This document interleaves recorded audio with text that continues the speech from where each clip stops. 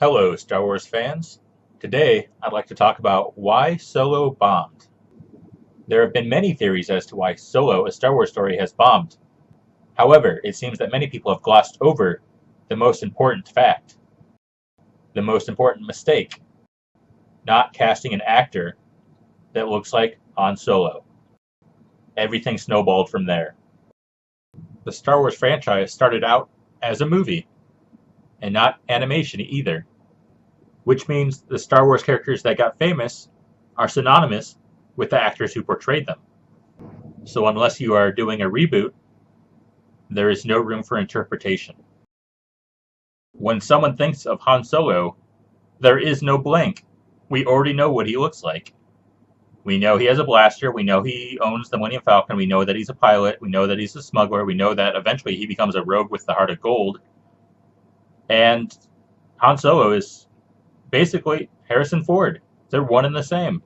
So if you want to make a Han Solo film, you have to choose an actor that looks like Harrison Ford. That's what it comes down to. It's not like the superhero reboots of today, where the directors have their own interpretations of the superheroes as they're described in the comics. Take Spider-Man, for example. Sam Raimi got to direct the first live-action Spider-Man movie, and he chose Tobey Maguire. Then when it was rebooted, and Mark Webb got the directorial lead, he cast Andrew Garfield. And then when it was rebooted for the MCU, I'm assuming Kevin Feige was the one who made the ultimate decision, chose Tom Holland to portray Spider-Man. Each of those directors had a different vision for Spider-Man. And that could happen because Spider-Man started out as a comic. And they used their imagination to portray a different Spider-Man for each reboot. And the reboots happened because people weren't connecting with the Spider-Man of the previous series. But the audience connected with the original Star Wars trilogy. Those characters are untouchable. They're untouchable because the franchise is successful. At the time of Kathleen Kennedy receiving the Star Wars franchise, it was the #1 movie franchise in the world. And you don't simply reboot a successful franchise. So at minimum, if you want to cast an actor that looks like a famous Star Wars character, it must look like a plausible version of whatever age of that character you are trying to portray. And by casting Alden Ehrenreich, Disney, Lucasfilm, Kathleen Kennedy, Lord and Miller, they all failed. Alden Ehrenreich does not look like Han Solo. First and foremost, a big mistake.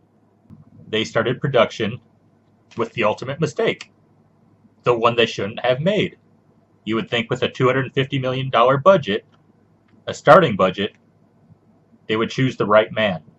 And since Solo, a Star Wars story, is a prequel, the actor has to look like Harrison Ford.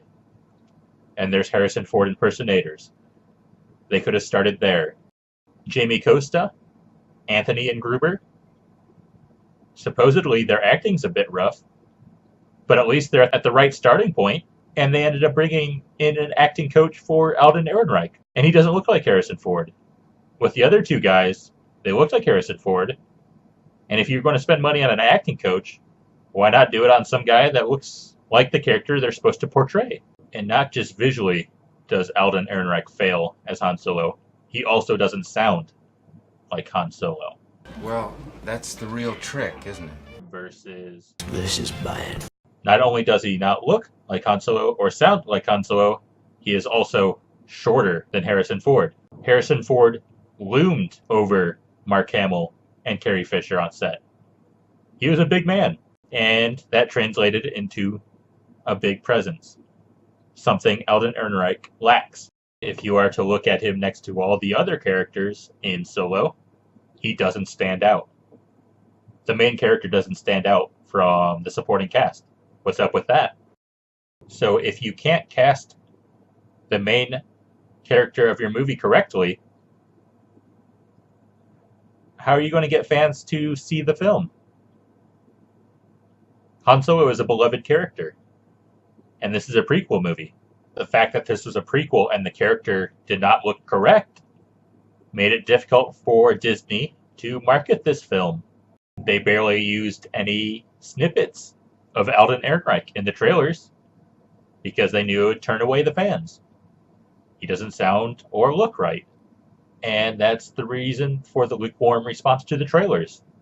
No one was super excited to see the Super Bowl Han Solo trailer. It was just blah. And blah is not how you build hype. So why would fans want to see this film if they're not hyped? So not only was it hard to make a believable Han Solo film with a miscast actor, it was also incredibly difficult to advertise for as well. Disney should be interested in easy money, right? Why would they make things difficult for themselves? So if you are a Star Wars fan, you have to ask yourself, why was Alden Ehrenreich chosen for the Han Solo role? The rumors suggest that Kathleen Kennedy, a vocal feminist and president of Lucasfilm, had the final say in the choice. So why would a vocal feminist try to blur the image, diminish the voice, and shrink the presence of an iconic male movie character? Just maybe, there was an ulterior agenda involved. Or maybe it's all just Star Wars fatigue. It's up to you to decide.